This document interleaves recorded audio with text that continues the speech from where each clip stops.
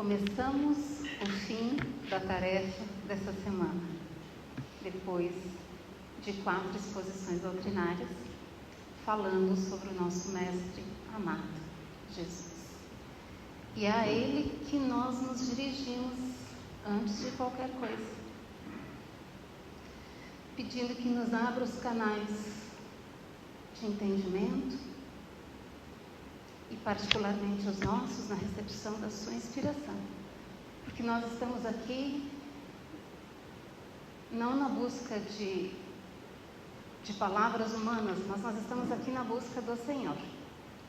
Eu tenho certeza que o que nos move num sábado à tarde, num calor de 32, 33 graus, às 2:30 da tarde, vir até aqui, é o desejo de estar com Ele, de buscar na Sua palavra, na Sua presença, o lenitivo que nós precisamos para as nossas dores, o fortalecimento que nós precisamos para a nossa caminhada, porque todos nós carregamos os nossos desafios particulares. E precisamos começar por atestar a total incapacidade humana de descrever Jesus, de fazer qualquer juízo de valor sobre essa figura ímpar que esteve em pessoa entre nós, mas que permanece entre nós em espírito e, sobretudo, através dos seus emissários, as vozes do céu que se derramaram sobre toda a humanidade a partir de 1857. E temos aprendido com os espíritos da codificação e com Kardec sobre esse mestre maior, esse irmão mais velho, que nos dizem está no mais alto grau da hierarquia dos espíritos puros.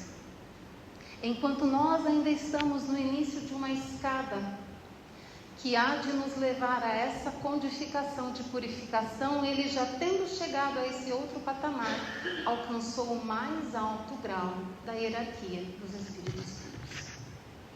Ele detém o pensamento de Deus.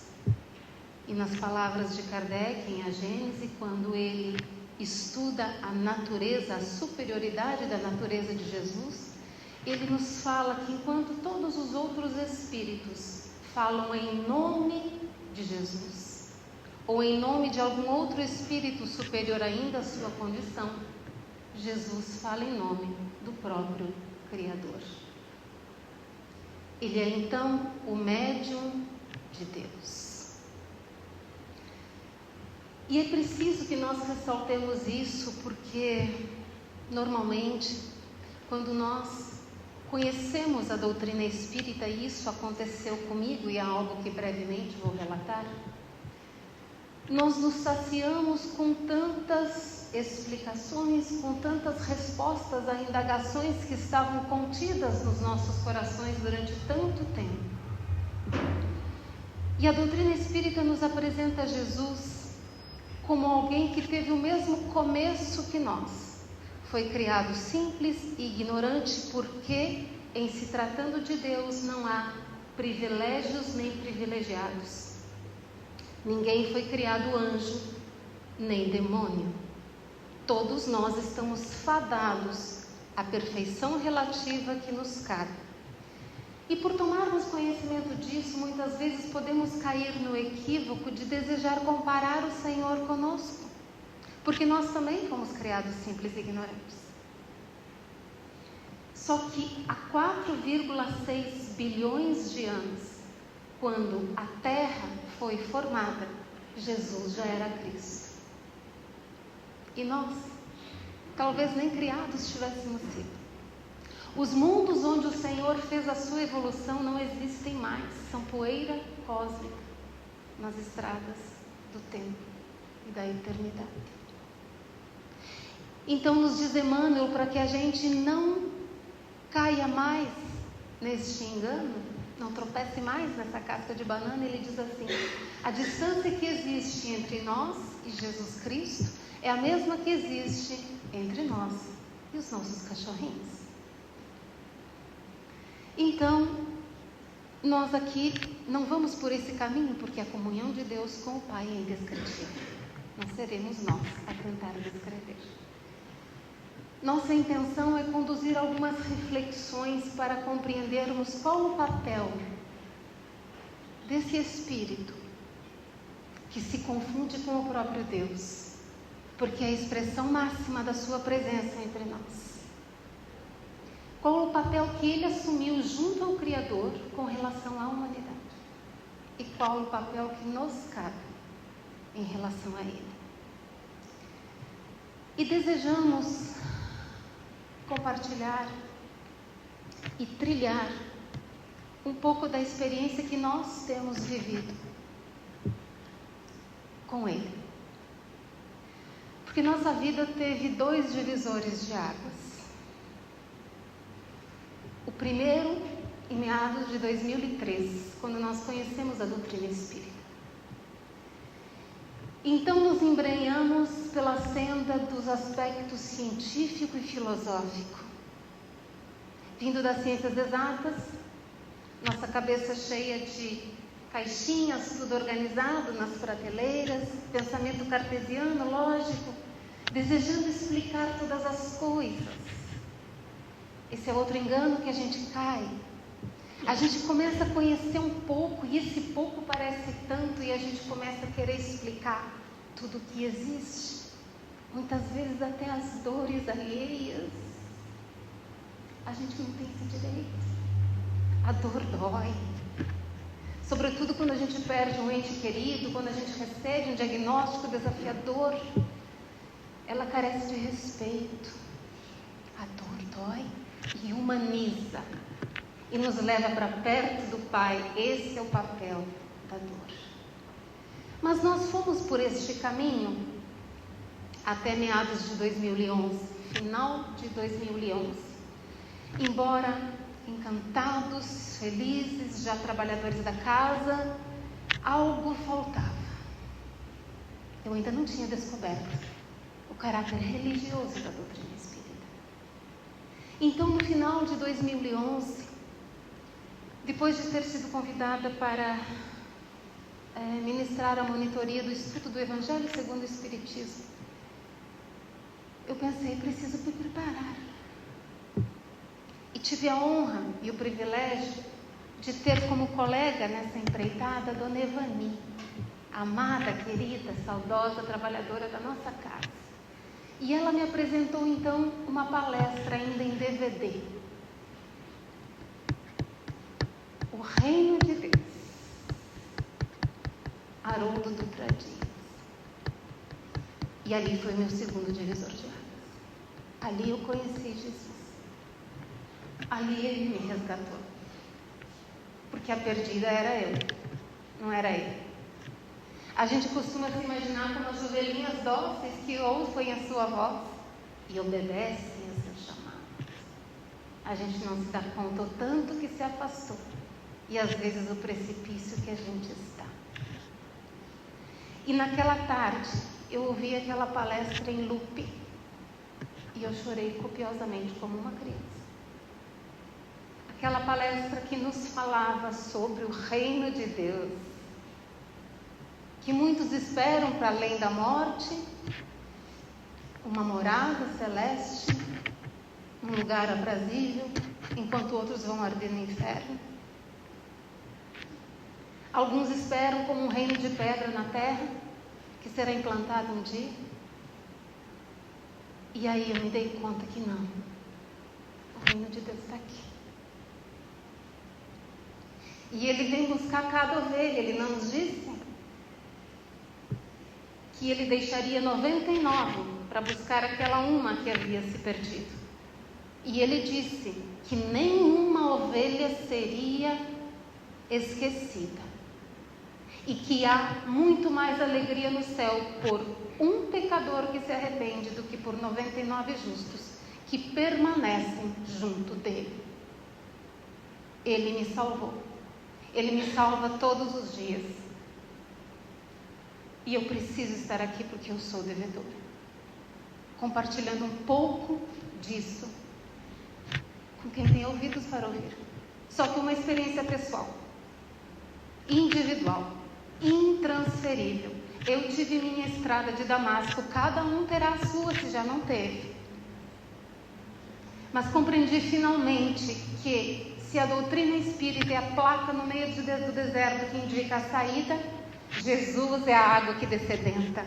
Porque não adianta eu saber para onde for se eu vou morrer de sede enquanto eu caminho. Então, nós desejamos percorrer o caminho que Jesus escolheu para revelar seus homens, compreendendo que não podemos explicá-lo e nem guardá-lo em um livro, porque o Cristo é muito maior do que o Evangelho segundo o Espiritismo, é maior do que os evangelistas.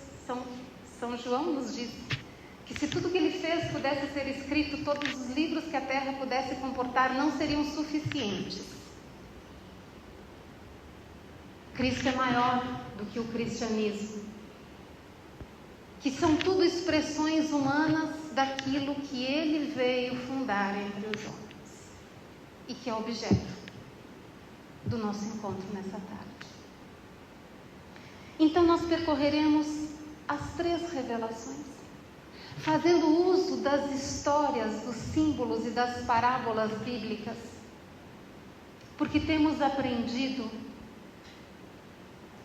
que é preciso a gente transitar entre o verbo lúcido, objetivo e concreto da doutrina espírita, que retira o véu da letra, e entre as parábolas de Jesus e as parábolas do Velho Testamento, porque aqui está a objetividade e a razão, mas aqui está o sentimento e a emoção. E somente unindo as 2 coisas nós alcançaremos o mais alto. Porque para voar e ascender é preciso 2 asas, amor e sabedoria. E não é assim que a gente faz com as crianças.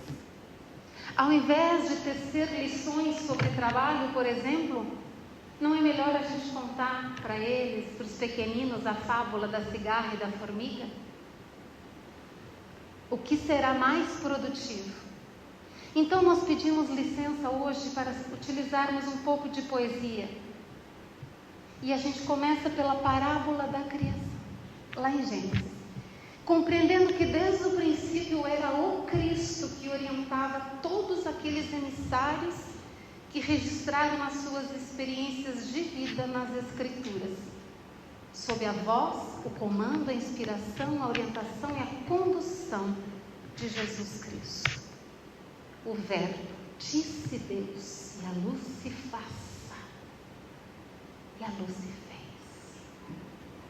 Disse Deus, separem-se as águas de cima e as de baixo, que seja criada toda a flora, a fauna, os animais e o homem. Essa parábola nos diz que tudo o que existe, que nós conhecemos e o que nós não conhecemos, o mundo físico, o mundo espiritual é a criação de Deus, não existe nada fora de Deus. E nos fala que nós, homens, na figura simbólica de Adão e Eva, somos centelha divina, criados à sua imagem e semelhança. E Deus colocou um homem e uma mulher no princípio, como a dizer que esse ser criado pelo seu amor teria capacidade de se multiplicar e inundar a terra, como assim foi. E pelo fato de sabermos que somos imagem e semelhança na nossa ignorância, nós criamos um Deus à nossa imagem e semelhança. Então imaginamos um velhinho de barba sentado numa nuvem muito alto, com bracinho, perninha, mãozinha como nós, esquecidos que somos nós que devemos ir a Ele. Nós estamos destinados a nos transformar em puros espíritos que um dia, sequer forma humana, nós seremos chama, centelha, vida plena. E esse primeiro homem, que é o primeiro projeto de humanidade, digamos que Adão representa o projeto de homem 1.0. Jesus Cristo, o último Adão, é o modelo 2.0, que nós ainda não somos. Então não pensemos em Adão como um CPF, somos nós. E então vem a narração da queda de Adão, no capítulo 3 de Gênesis, de Moisés. Uma história que nos ensinaram tinha a ver com pecado, sexo. Quem dera fosse algo tão fácil e tão simples. Não tem nada a ver com sexo, não tem nada a ver com árvore, com maçã, com fruto. Tem a ver com o afastamento do homem de Deus. Então, naquela parábola, nos narra o Gênesis, que Deus criou o homem e lhe disse: você pode alimentar-se de todas as árvores do jardim, e a terra é farta em ofertas dos alimentos que podemos nos alimentar e saciar a nossa fome do corpo, exceto uma árvore, a árvore do conhecimento do bem e do mal. Mas lendo as Escrituras nós percebemos que sequer uma proibição tácita era, porque diz Deus a Adão: exceto desta árvore, porque o dia que delas comeres, certamente morrerás. Mas não tinha uma cerca ao redor da árvore, impedindo, proibindo, uma placa dizendo: não cruze essa linha, é proibido, pare. Não. Estava no livre-arbítrio do homem obedecer ou não. E os Espíritos nos falam na codificação, porque toda essa história será contada à luz da doutrina espírita, que o homem, no seu processo de evolução, não precisa percorrer e engrossar as fileiras da maldade para a sua evolução, e sim as da ignorância. Porque no aprendizado a gente erra por desconhecer, por ignorar, por imprevidência, por imperícia, por negligência, mas não nos é dado errar por maldade consciente, fazendo algo que há de prejudicar a mim, ao outro, a comunidade ou o meio ambiente, a natureza que nos cerca. É sobre isso que fala o bem e o mal. E a consequência seria morrer, porque aquele que se afasta de Deus está morto, ainda que respire. Então, Eva se aproxima da árvore, compreendamos, não é a mulher que a gente levou a culpa nessa história. Adão e Eva são características da personalidade de cada um de nós. Eva representa aquela impetuosidade que nós temos, a sedução que sentimos pelas coisas do mundo. Adão é a razão, aquele que deveria ponderar, deveria, porque não fez. Poderia ter encerrado mal, mas ele não fez. Então todos nós temos um pouco de Adão, um pouco de Eva e um pouco de serpente.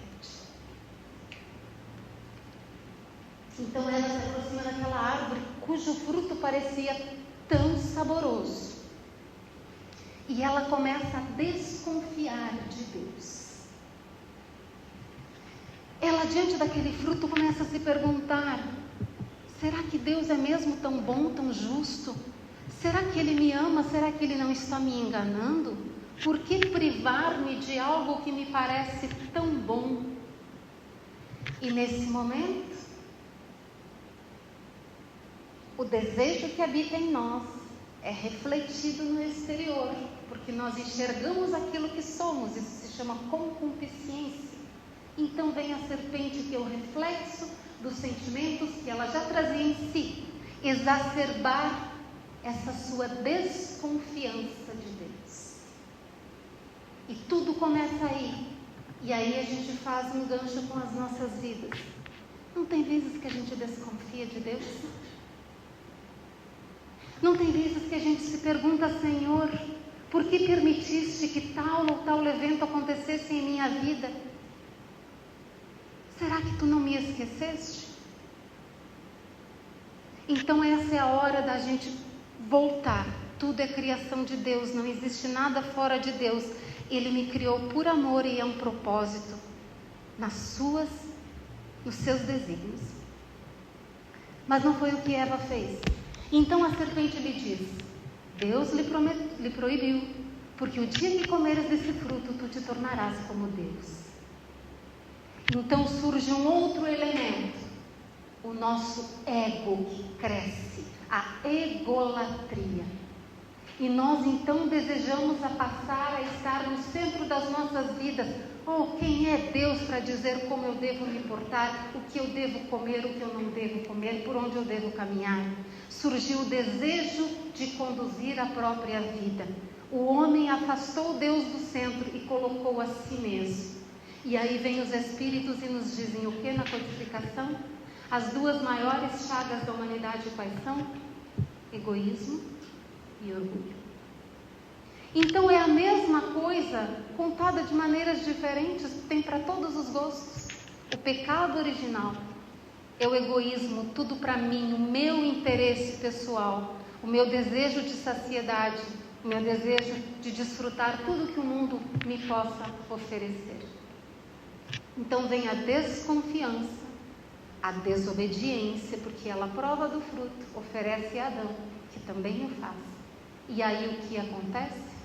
A desconexão com Deus.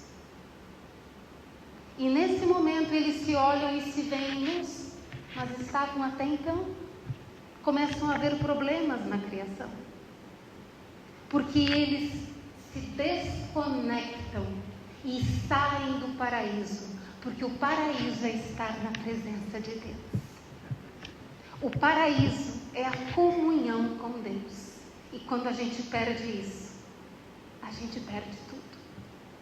O homem pode perder tudo: saúde, família, emprego, trabalho, riqueza. Se ele permanece com a sua fé, a história de Jó, ele não perdeu absolutamente nada. Então, eles saem do paraíso e vão para o Oriente. E na Bíblia, o Oriente é um símbolo do afastamento. Quanto mais o homem se afasta, mais para o Oriente ele vai. E dando um spoiler, quando vem Jesus, nascido na palha singela, para não nos ofuscar, nos mostrando que a humildade é a base e a primeira de todas as virtudes. Quem que vem guiado pela estrela? Os reis magos vêm do Oriente. Numa nítida alusão do convite de Jesus ao vir ter conosco, de que retornemos para casa. Venhamos ao seu encontro, ouvindo ao seu chamado: vinde a mim, todos vós que estáis aflitos e sobrecarregados, que eu vos aliviarei. Então, o homem se afasta, mas como o homem tem a centelha divina dentro dele e não consegue explicar todas as coisas que acontecem, ele busca a construção de deuses pagãos. Deuses que são muito mais uma expressão de si mesmo do que de Deus, porque ele imagina aqueles deuses que têm características e apetites humanos, ao lado de características humanas superlativas. Então tem o Deus da força, da beleza, aquele que tem os poderes sobre o tempo, sobre as águas, sobre a natureza.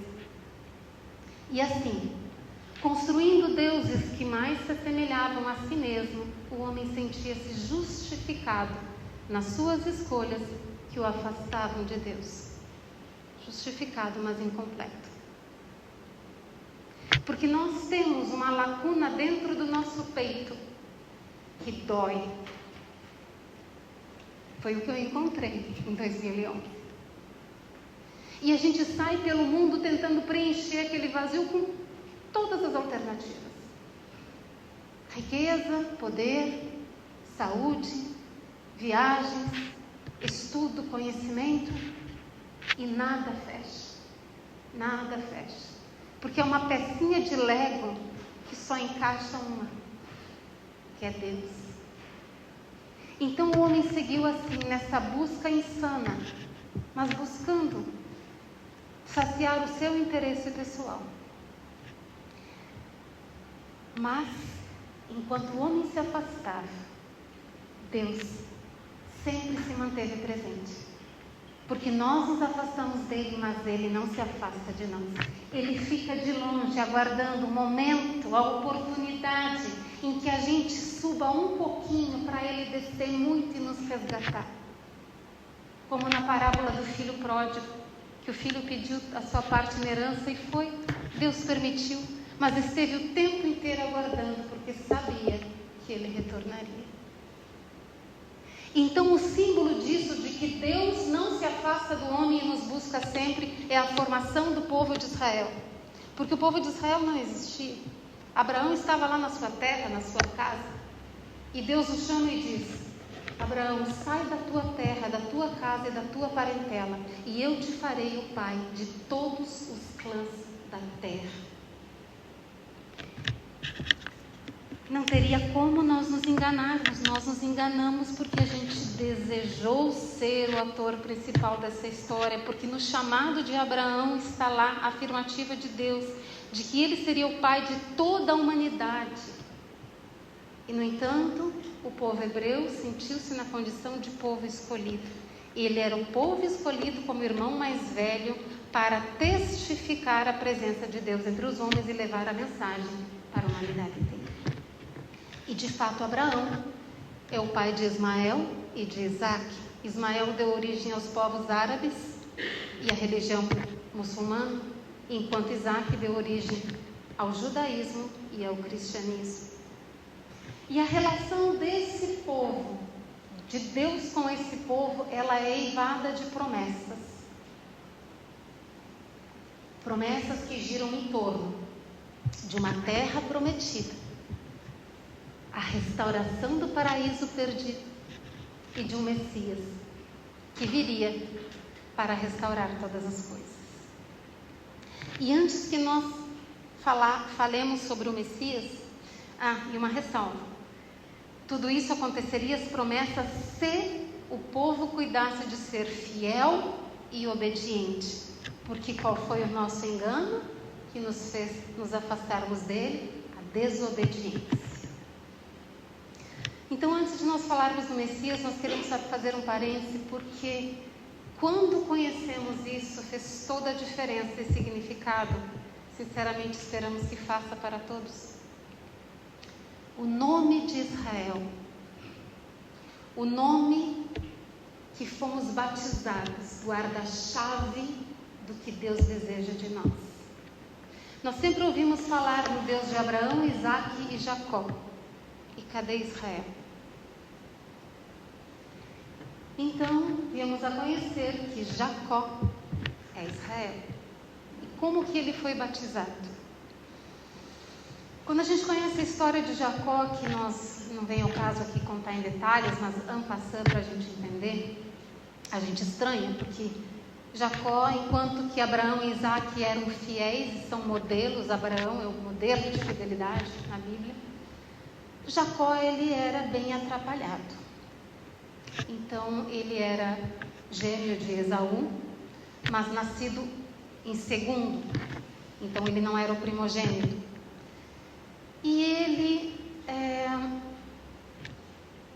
dá conta, assim, de enganar o seu pai, de enganar o seu irmão, porque ele deseja a primogenitura. Então, ele engana o seu irmão por 2 vezes, consegue roubar a bênção do seu pai, a bênção da primogenitura, e então Esaú lhe jura de morte. E ele precisa se afastar da sua casa. E ele vai, fica 20 anos longe. E durante todo esse tempo, ele era o tipo de pessoa que, ao contrário do seu pai e do seu avô, ele mantinha uma relação com Deus desse estilo: Senhor, se tu me concederes tal e tal situação, tal e tal privilégio, então eu crerei em ti, então eu confiarei em ti. Era quase que aquele que dizia o que Deus tinha que fazer e o colocava em teste o tempo inteiro. Então, durante essa jornada, ele conhece suas esposas, ele é enganado pelo seu sogro, porque aquele que engana um dia será enganado. E chega uma hora que a consciência bate e ele decide retornar para a sua terra. Mas no retorno ele sempre lembra do seu irmão e de que estava jurado de morte. E quando ele está próximo da sua terra, um emissário vem ao seu encontro e lhe diz que o seu irmão o aguarda com 400 homens. E ele então sente medo como nunca na sua vida, e pela primeira vez na vida ele se recolhe com humildade e em oração, pedindo a Deus proteção. Mas a mudança não é apenas exterior, a mudança precisa ser de comportamento interno. E nesse movimento que foi sincero, ele manteve um mecanismo de orgulho. E então o primeiro fenômeno de epifania da Bíblia se dá, e Deus se corporifica diante de Jacó.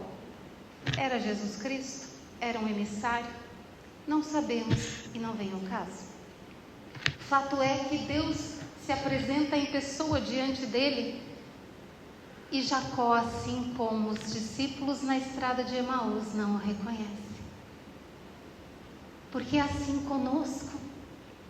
Jesus anda conosco e nos busca e nos aguarda e nos espreita todos os dias, através dos mais diversos modos, de uma mensagem, de uma pessoa, de uma circunstância, de um revés, de uma dor, de uma alegria, mas a gente não vê. É preciso abrir os olhos, porque o chamado se mantém: vinde a mim, e todos nós seremos resgatados, todos nós teremos a nossa estrada de Damasco. Então Jacó não reconheceu. Antes, inclusive, viu nele um inimigo e se colocou em luta corporal com Deus. E Deus declinou de usar os seus poderes divinos contra Jacó, porque isso o esmagaria, nos mostrando que Deus não é só justiça como nós pensamos, porque se fosse só justiça, todos nós estaríamos esmagados. Deus é sobretudo misericórdia e espera a hora de estarmos fortes o suficiente para o enfrentamento necessário. Então, Deus não usa os seus poderes divinos, mas o fere na coxa, e ele passa a mancar o resto da vida, como marca e lembrança de que aquele que se põe em luta com Deus está fadado a ferir-se. E então Deus diz a ele: daqui para frente tu te chamarás Israel, que quer dizer aquele que luta com Deus. O nosso nome de batismo fala da nossa maior falha. Nós vivemos em luta com Deus, enumerando argumentos que justifiquem ou que desejem justificar as nossas escolhas equivocadas, que nos mantêm no desvio, no afastamento. Mas lá no fundo a gente sabe quando está errado. Questão 621 do Livro dos Espíritos. A lei está na nossa consciência e a gente sabe exatamente o que é o certo e o que é errado. Mas muitas vezes é conveniente, está bom, adequado, eu estou tendo algumas garantias e alguns privilégios, eu não vou abrir mão disso. Então a gente começa a gritar dos nossos argumentos e começa a chamar a gente para errar junto com a gente, porque quando a gente erra em bando parece que a gente está certo, não parece? Então somos todos Israel. Eu não sei para vocês, mas para mim fez um sentido gigantesco. Permanecemos em luta com Deus. E essa luta é em glória. O único que vai se ferir somos nós. É o que Jesus disse a Públio Lentulus, naquele momento em que ele era senador romano e teve a chance de segui-lo. E Jesus disse: está no teu querer seguir-me agora ou daqui a alguns milênios. O quanto ele iria se ferir para encontrar Jesus dali a alguns milênios, ele não sabia, porque se soubesse, o teria aceitado naquele momento. Mas voltando, nós falávamos do Messias prometido, que foi esperado como um guerreiro, que viesse estabelecer um reino de pedra, onde Israel seria colocado acima de todas as nações, liberto do jugo do Império Romano e elevado à sua condição de privilegiado, de povo escolhido. E então, finalmente, vem Jesus. Ele que foi o artífice e o roteirista de toda essa história e conduziu todos os profetas que o anunciavam. Tudo isso preparando o caminho para que ele viesse um dia ter conosco. Mostrar o verdadeiro caminho, porque até então o homem só tinha feito se afastar. Então vem Jesus e cumpre integralmente todas as promessas. E fala da inauguração de um reino, o reino de Deus. Mas que não era o reino de Deus. Era um reino que deveria ser construído portas adentro, de cada coração. A partir da aceitação voluntária da lei divina, como não uma prisão que nos limita, mas como cercas protetoras que nos permitem andar com relativa segurança no mundo, sem nos desviarmos. Porque o homem nada mais fez até então do que ir para o mundo e perder a sua alma, como registrou Marcos no seu Evangelho. E vem Jesus e vence o mundo. E nos diz: tem de bom ânimo, eu venci o mundo. E João Evangelista nos diz que ele era a luz do mundo, e a luz brilha nas trevas, e as trevas não a retêm. E nós, quanto temos sido retidos pelas trevas do mundo, agarrados nas suas possibilidades de desfrutar. Então Jesus vem e ele é a lei viva. Porque Deus não se expressa através de livros que as traças corroem e o tempo liquida. Ele apenas fala com os homens através de cartas vivas. Então, se Adão nos deixou o modelo do caminho de afastamento de Deus, desobediência, desconfiança, desobediência e desconexão, Jesus vem e nos mostra o caminho de volta para casa. O caminho da confiança plena, geral e irrestrita, da obediência até a morte e morte de cruz, e da comunhão plena com Deus. Caminho, verdade e vida. E é por isso que nós fomos salvos. Nós estávamos perdidos, a tal ponto que não sabíamos mais qual era o caminho de volta. Então, como aquele GPS misericordioso, Deus vem e recalcula a rota e diz: está aqui o novo traçado. Mas quantos de nós ainda teimam em afastar-se, desconfiando ainda daquele recálculo de rota, esquecendo que quanto mais a gente teima com o GPS, mais difícil fica de voltar. E então, nós não compreendemos. Porque ele não era o Messias guerreiro, ele era o Messias servidor. E aquele homem que tinha crescido no seu orgulho e no seu egoísmo, não gostou muito daquele Messias. Ele soava quase que inadequado. Então foi expulso pelos braços da cruz. E naquele dia Pilatos talvez tenha dito a maior verdade que o homem da terra já teve oportunidade de ouvir. Quando ele ofereceu à multidão para escolher Jesus ou Barrabás, ele disse: eis o homem integral, o modelo de homem em que todos nós um dia deveremos nos transformar. E que ele deixou essa mensagem no início do seu apostolado, nas bodas de Caná, quando ele transforma a água em vinho. É para sairmos da condição de Adão para a condição de puro espírito, porque o vinho é a essência, a que sobe ao céu. E a cruz quer falar sobre isso, o sacrifício pleno de todas as coisas, porque a terra é caminho, não é morada. É o símbolo também da transfiguração no Tabor. Vivemos na terra, mas somos do céu, não somos daqui. Então, meus queridos, em conclusão,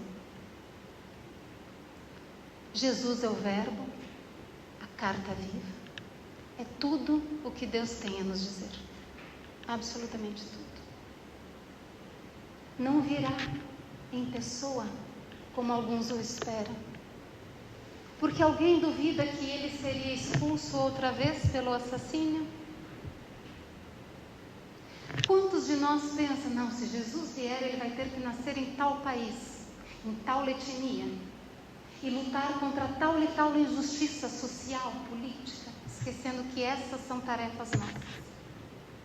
Nunca Jesus nos satisfará o orgulho infantil, pueril e digno de dó. Somos crianças ainda. A pergunta que fica é: ouviremos finalmente o seu chamado? Ou permaneceremos em luta com ele?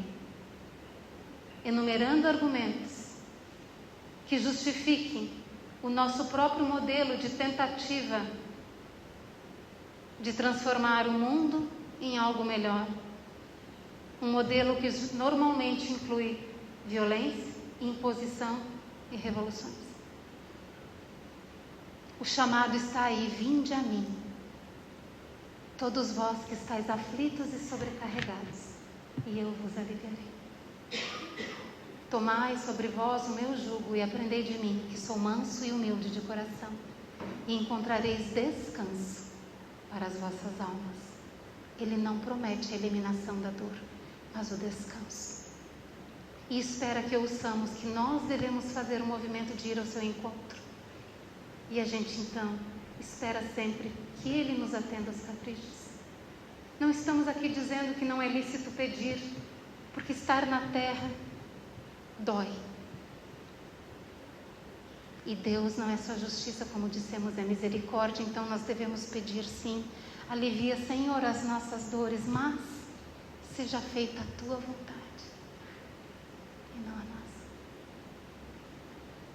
Tomai sobre vós o meu jugo e aprendei de mim, que sou brando e humilde de coração, e encontrareis descanso para as vossas almas. Porque o meu jugo é suave e o meu fardo é leve. Mais uma vez, ele nos conclama a obediência, porque foi o momento exato em que nós nos desviamos dele. O jugo é a lei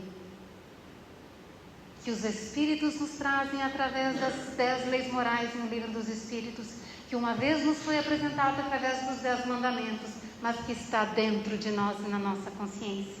Diz Emmanuel que quem tem uma semana de Evangelho sabe exatamente o que deve fazer. Então, queridos, terminamos como nós começamos. Ele me salvou. Ele me salva todo santo dia.